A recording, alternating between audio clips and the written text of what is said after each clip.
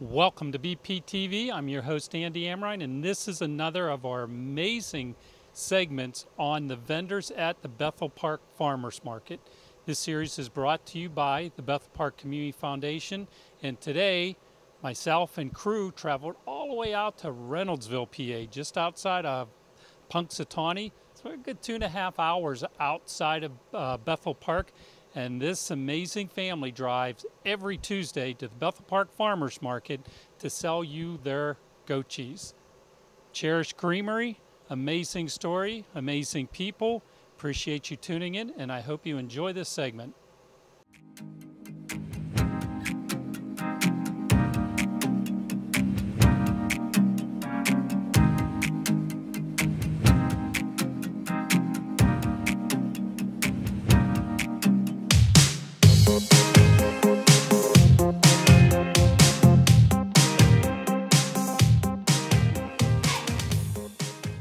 Okay, how about we start out? Paula, how about just introducing yourself, your husband, the names and so forth. So who are you? I'm Paula Keswick, and this is my husband, Don. Okay. And we own Cherish Creamery, Okay. which is a goat cheese company. Yes, a very interesting story. Learned a little bit about you from the Bethel Park Farmers Market, of course, but this isn't what you've always done. You've only been making this cheese and everything for a few years now, but how about if you take us back to 20 years ago? What were you two doing in your lives before you started making cheese? 20 years ago, we owned a big landscape company. Okay. And we landscaped high-end houses in South Bend, Indiana. Okay. When 2008 hit, and they weren't building high-end houses anymore, there just wasn't any work. Right. So we sold the landscape company, and I had never seen the country. My husband at one time had been an over-the-road semi-driver. Oh, okay. So he went back and got his CDL, and I followed behind him, and we drove team for about 11 years.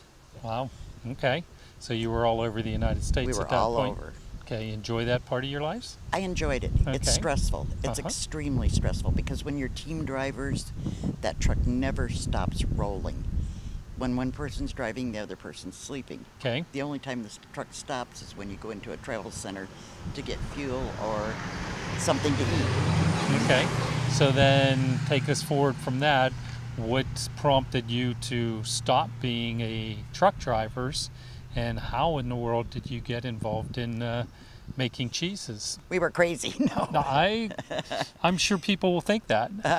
What happened, we have another partner here on the farm. Okay. And Penny, Don, and I had been looking at starting a sheep dairy back in South Bend, Indiana, or right across the line in Michigan. Okay. So I called around to get information on milking sheep and or goats, and I found Paradise Garden and Farm that was owned by Steve Cleghorn. And I called him, and he was a wonderful man. He talked to me for 3 hours. You know, he gave me all the information that he could and wished me well, and told me he was not living here at the farm at the time, Right. but he had tenants here. And I wished him well. You know, we promised to stay in touch, and that was the end of that. I never thought I'd hear from him again. Okay. And then what happened? One day I'm driving in Oregon. I'll remember it very well Okay. because it changed my life. I get a call from Pennsylvania, and I'm like, I don't know anybody in Pennsylvania. And I answered it, and it was Steve, and he said, my tenant's up and left me. Do you want the farm? Wow. And I'm Okay. like, Don's asleep right now, and I have to get a hold of Penny. Can I get back to you? So to make a long story short, about a month and a half later, Penny and I came here, Okay. looked at the farm. He was in the middle of kidding season, and kids were coming fast. And so Penny and I, rather than really looking at the farm, we spent 6 hours helping him give birth to babies. Okay. And who is Penny? Penny is our other partner. Okay. And you knew her from when you were in Indiana? We were best friends. Okay. So you So, just dragged her along with you I just here? dragged her along with me. Okay. And all of her sheep. And all of her sheep. So the farm here, where are we, first off? You're in, actually my mailing address is Reynoldsville, Pennsylvania. Okay. However, we're right between Punxsutawney and Du Bois. Okay. It's a beautiful area out here, It's but gorgeous. it was a good 2.5 hour ride from Bethel Park to get out here.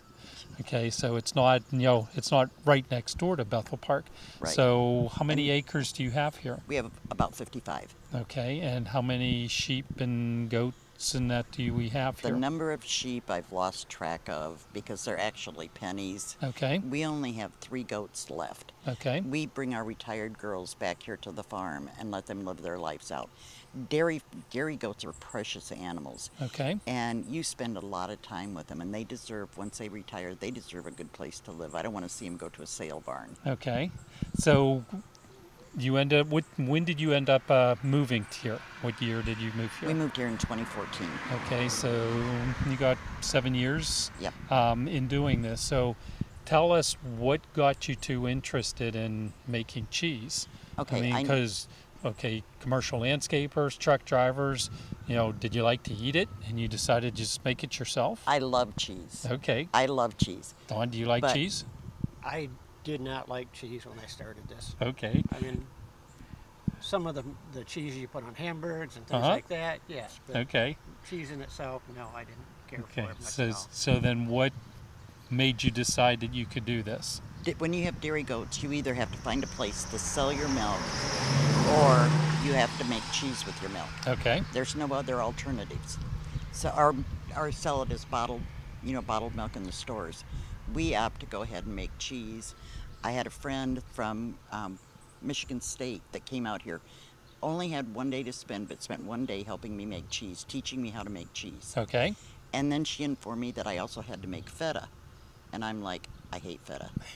I literally hate feta. okay. So I spent about 6 months before our feta was ever ready. But right off the bat, we started making chèvre, a soft French cream cheese, and we now have 10 flavors. Wow. Okay. Then you like it?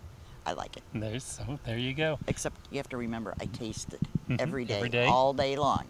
Every batch that we put out, we taste the cheese before it gets Okay. It's packaged. part of your quality control. Right. Okay, and you can now taste the difference if you like it or don't. I mean, Oh, as far definitely. as Yeah. a good batch or a bad batch, do you get many that, let's say, is a bad batch that you do We have away with? very few bad batches. Okay, so but everything is done good. Goat cheese has a tendency to have a gamey flavor to it Okay. sometimes if you don't process it right. And we process it the very best of our ability. That's why our cheese is so good. Mhm. But if I accidentally get a batch that even remotely tastes goaty to me, it goes to the kiddies. Okay, and then they enjoy it. Oh, So yes. now 7 years into this, are you happy with your decision from 7 years ago? You enjoy what you're doing? I enjoy what I'm doing. I really do. This was a retirement. So Okay. I can't say that I'm totally happy because we're much busier now Than ever. than when we were truck driving. Is this more stressful than being a truck driver? No. No? This started out with 26 goats, Okay. and I was doing most of the milking as she was learning to make the cheese and doing that portion of it. But rapidly it grew to 150 goats, which was far too many for us to handle. Right. And then we made And the make cheese. decision to go ahead and sell the goats to a friend, and then we just buy the milk back from them.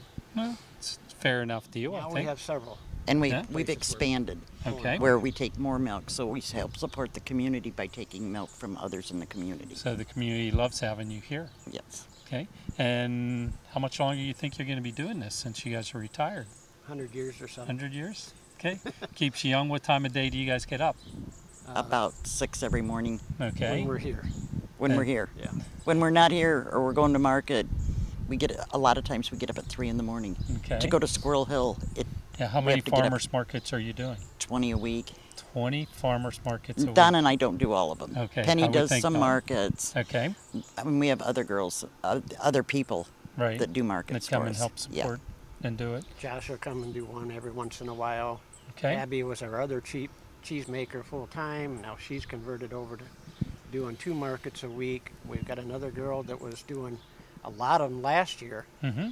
but then she went and had a baby this spring, Okay. and it was a 10+ pound baby, so she had to have a Nice C-section. baby. Yeah. And she's just now getting back to taking some of the load back off of Mhm. us.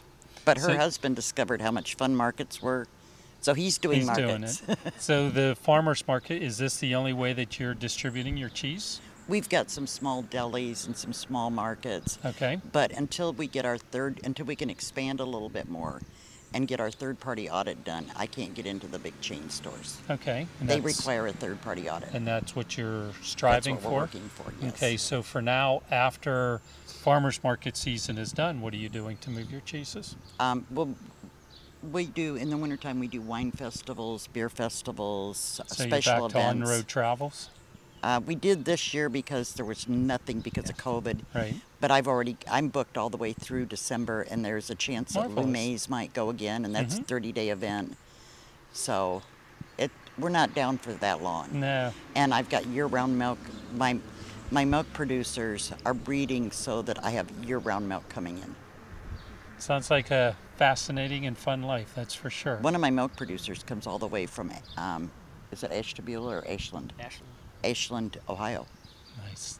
What got you to Bethel Park? Bethel Park was one that one of our interns started doing when we were on the road a lot Okay. because we were financing the farm. Mm-hmm. He started doing it. Don and I looked at it. We liked it, so we just kept it up. Yeah, and it's a profitable market for you. It's a profitable market. It's worth the 2.5-hour drive. And it's a nice market. Everybody Okay. there's friendly and wonderful. All the people in Bethel Park are nice. Excellent. Well, that's what we like to hear. And Okay. a lot of the time, we'll leave here with a load for 2 markets. We'll go down to a market, stay in Natrona Heights with friends, They have a And then- B&B. Mm-hmm. and we'll do the next market the next day, come home, reload up with cheese, turn around and go right back down there. Okay, got it all mapped out. Kind of. Yeah. Well, I'm anxious for you to show us around and show us how to make cheese and Okay. see Josh some of the will do a goats great and job. everything else. So I have to mix some so you can see us packaging because we don't have any mixed up yet. Now I'm looking forward to having you explain the whole process. Okay. So let's go inside. Okay. All right, Paula, we're moving indoor. I'm seeing all this beautiful stainless steel equipment. I'm assuming, of course, this is where you make the cheese, but can you take us from beginning to end the process of making cheese? Okay, you just milked the sheep and the goats, then what happens? Okay. The milk goes to the bulk tank outside, the big tank that you saw, Okay, and and what happens in that tank? it keeps it cool. All right, Keeps it down to a set level. And then when we're ready to run the pasteurizer, all right, we pasteurize everything that we Okay. do. Okay. The milk is transferred by pump in. It comes through the wall okay, and goes into the pasteurizer. okay. You And get what one. happens in there? Then we start pasteurizing. We And bring that's it, just from heat you're we pasteurizing? bring it up to temp. Okay. Yes. Okay. We do use 2 processes. This is like a big jacketed tank. All right, Okay, hot water goes through it, and then the piece of equipment that's right here is our airspace heater, Okay. where it puts steam out on top of the milk. Okay. So that every bit of the milk is covered with heat. all right, Okay, we bring it up to 148 degrees. all right, We hold it there for 30 minutes. That's the legal pasteurizing time. And then we cool it down to whatever temp for whatever cheese we're making. Then we add our cultures, we add calcium chloride if we need to. And when it's time, we add our rennet. Rennet's just a coagulant. okay. So different cheeses take different temperatures to Different pull it to? cheeses take different temperatures, Wow. different wait times. Okay, Right now, we're making, Josh, we're making Chev, right? Right now, we're making Chev. chef. Okay, so what we're gonna do when it gets down to temp, almost to temp, we're gonna move it over into this vat. This is just a holding vat. Okay, so you just pump it from one tank to the next tank. Right. All right, And once we get it over here, then we'll put our cultures in it. We'll do everything that we need to do, all right, and then we'll just let it sit. Our cheese sits for about 24 hours. okay, So once that's done, then, as in the case of Chev and Feta, we hang it, and the cheese that's on the wall is hanging cheese. so you take it and put it in bags and just hang it. Yes, And then what happens while it's hanging? it's draining. Okay. The waste coming out of it. If you look, So you can the see waste where it's is, run down yeah, the the wall. waste is a milk waste? It's whey, Okay. W-H-E-Y, All right, and that's what's left over. all right. Okay. And how long do you hang it? How long does that take? We hang it for anywhere from 32 to 48 hours, All right. depending on the humidity in the air. We're running a commercial dehumidifier in here all the time because you can feel the humidity in here. When Yes, we're I can. pasteurizing, it's wet, and the floors are always wet. We're always cleaning the floors. We sanitize everything all the time. Okay. We always have a bucket of sanitizer. Okay, so So- then after it's done just weighing, it's hanging there. Then what happens? Then it comes down, and we put it in bins. We weigh it out in bins of 18 pounds a bin. 18 pounds. 18 pounds a bin. Then we mix our flavors in, and we package it. Okay, so you take that 18 pounds and you're mixing in the flavoring, and then after that you take it back out, put it back in the bins and weigh out servings? Yep, And then the servings you're putting in the bags. correct. And vacuum sealing the bags. All right, Dawn, you're going to walk us through the packing part of the cheese itself. So why don't you tell us what you're doing here? Okay. We want to get this to the point where we've got a packaging machine that takes care of all of this for us. It'll cut our labor down drastically. But right now we're still doing it the old-fashioned way, where I'll take a deli paper and put it on the scale. We're going to try to make this go to 0.0 or 0.4, and I'll make a small ball out of it just for convenience and place it on there. And then I'll add whatever cheese it takes to get it to the 0.4, which will be the same thing as a 6 ounce. And then I'm going to take this off, bring it over here, make it into a brick.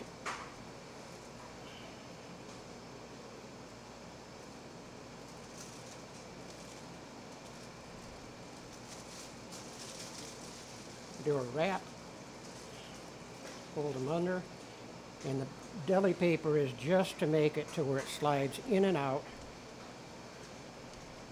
of the packaging easy.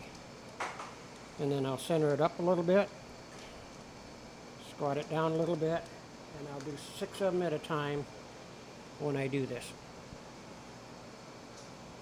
And then after you package 6 of them, that's when you vacuum seal them? Vacuum seal them.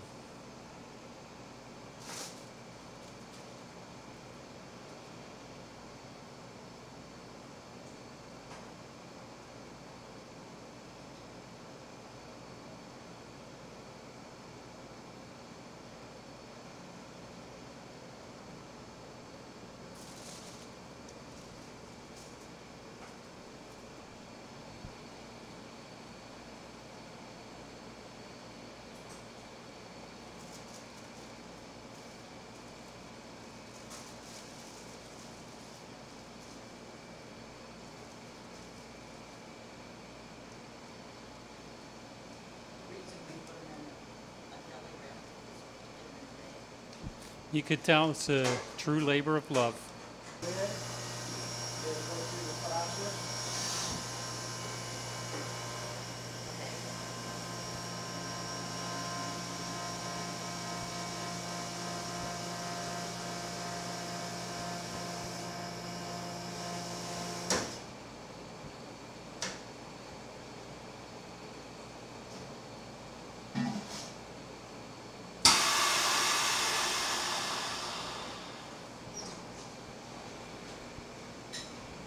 Seals it up. We'll check and make sure it's got a good seal.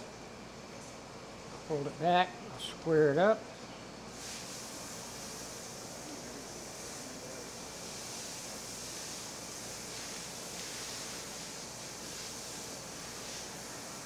Because it's so soft, it gets out of shape of the original brick.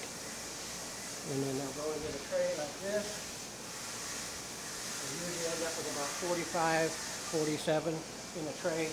And then they'll go out to the freezer to get frozen for the night. Okay, so Paulo, I'm in a room full of nothing but freezers, and of course one freezer's open. Is this, I guess, storage? This is where This you're is keeping things? where we store it. Okay. And at the 1st of May, every freezer that we have was totally full. We had no more space. And we have 9 freezers grand total. They're spread out in other places too. Okay. And 3 giant coolers full of hard cheese.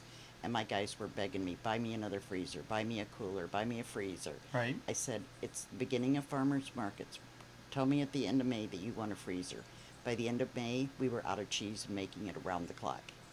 So, what we have here is, this is a Chev. Okay. You can freeze a Chev, and you can freeze feta, and you can freeze drinkable yogurt and goat milk. Okay. So anything that's what these are? Yes. It drastically improves the shelf life on it. Oh, So we okay. make it, freeze it, and then pull it out of here when we go to markets. or when any of our independent contractors come to pick up cheese, then we can pull it out of here. Okay. Okay. And how many freezers? 9. 9 freezers. 9 freezers. And how long does it take you to fill a freezer? Oh, A couple of days? yeah. A couple of days of making to do it. Okay, a couple others from another freezer. What is this one? That's feta, and feta is our signature cheese. Okay. Everybody loves our feta. Okay. It took me 6 months to develop the recipe, but it turned out perfect. Okay. So #1 seller. #1 seller. Okay, and what's the other one that we have then? Here's the garlic jalapeno curds. Okay. People love these curds. You tasted them I love them at too. Bethel Park. Yes, absolutely. They were great with crackers. And Yep. but this is all in preparation for this week and next week's farmers Right. markets. And you do a farmers market every day? Every 7 day. days a week? 7 days a week, except the 4th of July. Okay, accept that? Okay. We're not doing a market on the 4th of July. There you go. Good for you. Take a day off. Oh, no. I'll work in the cheese room. I understand. So, all right. Thank you for showing us this.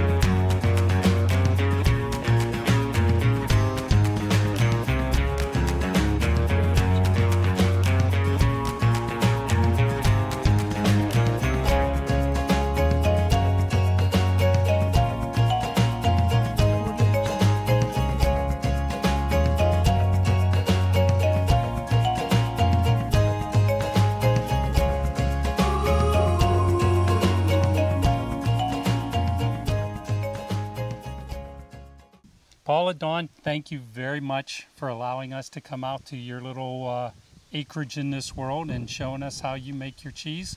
Fascinating story, and I appreciate the time that you've shared with us and all our viewers out in Bethel Park. Thank you for coming. It was great fun. And we're going to see you every Tuesday? Every Tuesday. Every Tuesday at the Bethel Park Farmers Market. And we love Bethel Park Farmers Market. It is a fantastic market. That's what we like to hear. So thank you for watching BPTV. I'm your host, Andy Amrine, and we'll see you around town again soon.